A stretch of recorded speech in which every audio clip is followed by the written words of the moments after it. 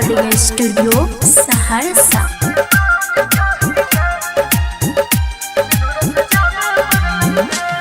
DJ के सुनलियो आवाज करे जा फटलो याज लगलो नहीं तोरा लाज धोखेबाज छही गे धोखेबाज छही गे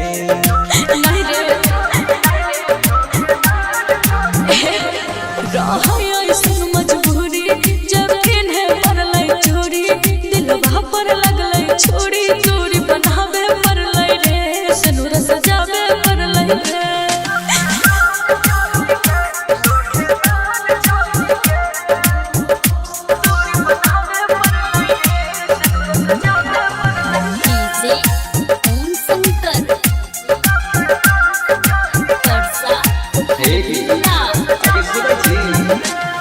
आगे 6 महीना नहीं भेलो तोर मन बदलिए गेलो आइलो मोर ससुरा भसुरा सीधा छतने चली गेलो।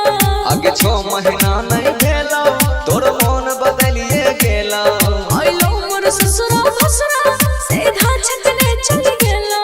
अभी दिल पर हमारा तो सोना करे चाहिदा। डीजे के सुनलियो आवाज करे जा फटलो याज लगलो नहीं तोरा लाज धोखेबाज छही गे धोखेबाज छही गे।